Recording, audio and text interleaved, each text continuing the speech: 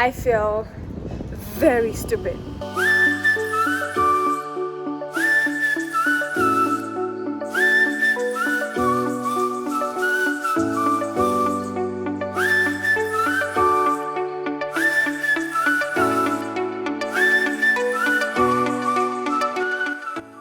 Hi, my name is Diana and I come from the country Georgia. Traveling, languages, different culture, food, people have always interested me. I've been solo traveling a couple times a year since I was 19, but in 2021 I decided to completely dedicate my life to an adventure.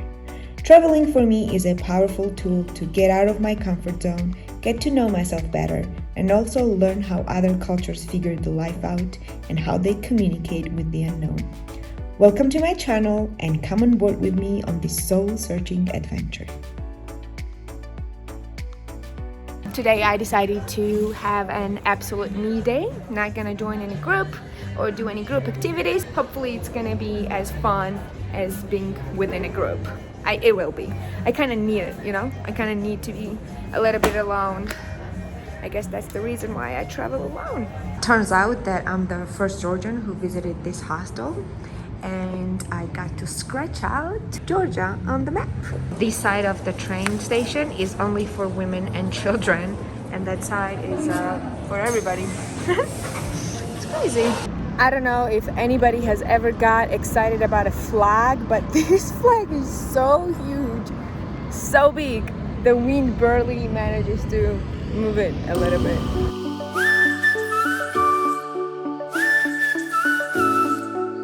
This is like a soul cleansing ritual. It smells amazing.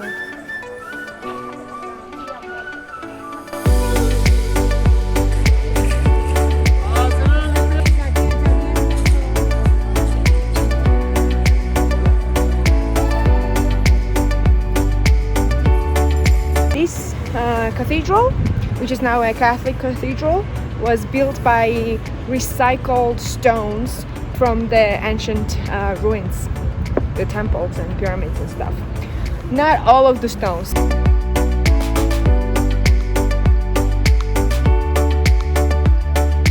There was some kind of protest going on yesterday. I believe it was a feminists gathering, and they built these crazy steel walls all around the cathedral and also all around the main roads. It's crazy, like half of the center is just locked. I asked some local people what were the walls about, and they didn't know. They were like, oh, there's so many of them going on that we lost the count and we don't know. And then they had to like look it up or ask a friend, and that's how we learned that it was a feminist protest. I kind of wanted to join, but then this is scary. I guess that's the whole point, to scare people off. I didn't go. I'm here to check out Diego Rivera Mural Museum now. So you basically read this mural from left to right. This is when Spanish arrived, and then everything else is what happened in the history of Mexico, expressed in the language of color and shape. So this is modern Mexico here, and Francisco Madero, who was the liberal president of Mexico. He governed for 3 years until he was murdered, and she's supposed to be the youngest daughter of Diego Rivera, and she's the oldest one with her baby. This is apparently his self-portrait with Frida Kahlo with a yin-yang sign. She was definitely a yin-yang kind of person. Oh, fun story. So this guy was the president of Mexico, and once in his speech he said that God does not exist and everybody's but their own, and they made Diego Rivera to change that speech title, and he wrote something else. Okay, so that was pretty interesting. Took me like a couple hours to realize that Mexican art was not a happy art. It's not like an impressionism. It's not like Monet, beautiful water lilies. No. When I first went to Chapultepec Castle, I think I got the sense that Mexican artists were very much into drawing everyday life, and politics and art is very, very interconnected, and I am pretty much interested in that. I love documentary photography. I love that kind of art. This super tiny museum has been pretty emotional because the exact same thing is happening in the streets of Mexico City. I see a lot of underage kids working, helping their adults, or just like walking by themselves. And yeah, I mean, nothing really probably changed that much. I also learned a little bit about Diego Vasconcelos, who was a politician, a philosopher, writer, very important figure of Mexican history. And they say that he was the one who suggested Diego Rivera to do all these big murals because not a lot of people spoke the same language, Spanish, in Mexico. And he thought that the art would be the best way to communicate to people who didn't speak the same language. And they say that's when the culture of these big murals started. It's a very big thing. I like it. I enjoy it a lot.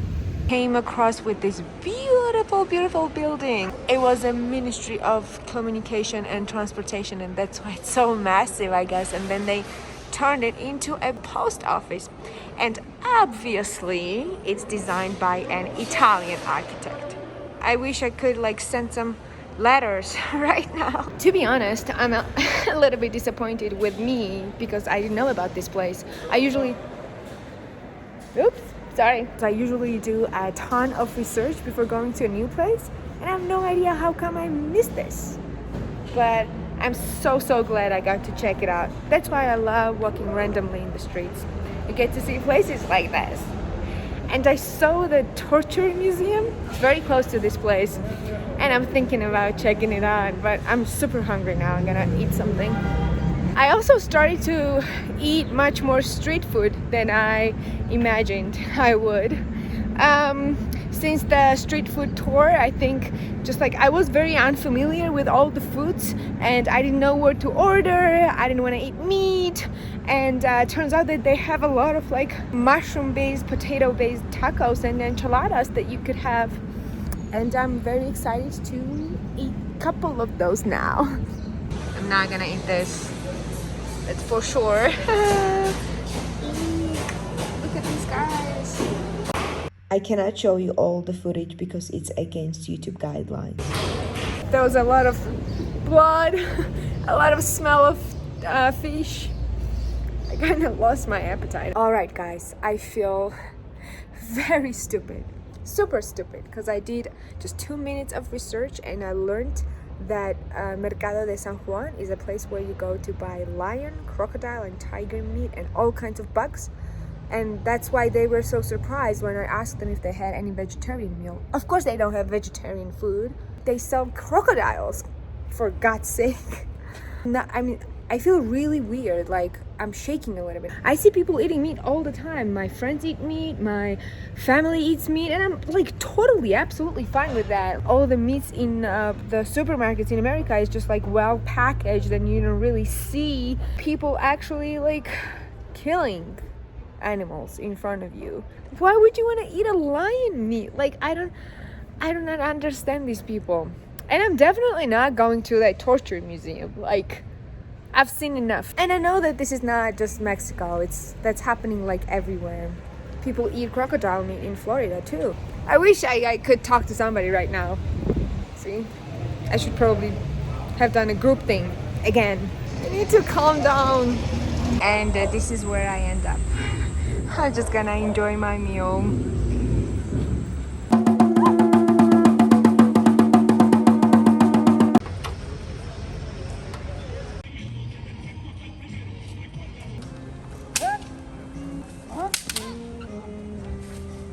Hello! Who are you?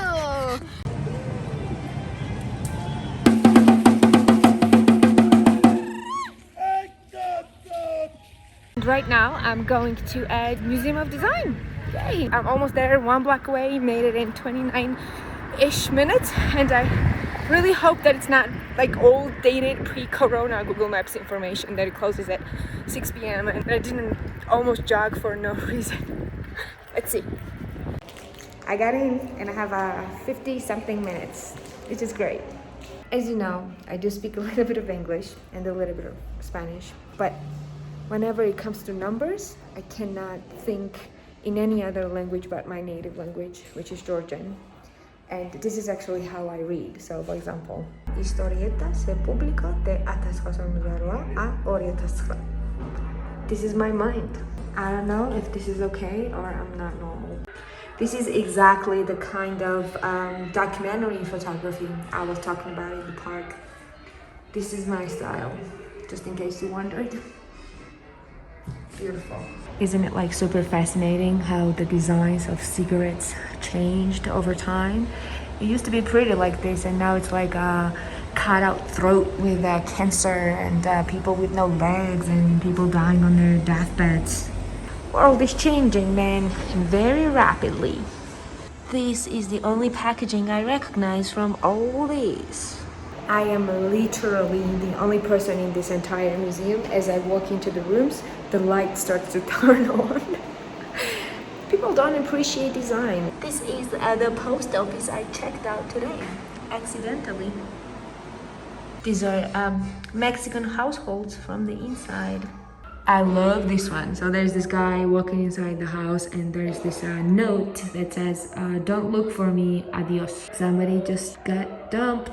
Also love this teenage rock person with Evanescence and Green Day posters.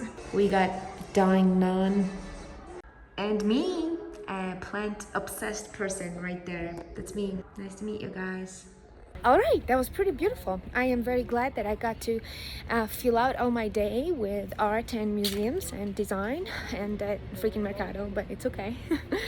And I'm in a beautiful neighborhood now called Roma Norte, and I am just gonna walk around, maybe find some food, something to drink. It's very interesting how some neighborhoods, such as this one, is like super well maintained and developed and beautiful, and most of the neighborhoods are like totally different. You just step from one street into another and it's like a different city.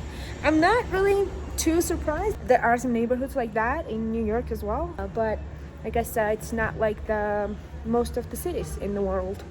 I love greenery, I love plants, I love foliage, and it's amazing that you can just walk around in the city and just randomly find these giant trees, giant cacti, all kinds of plants that I don't recognize, and they seem very old, like hundreds of years old.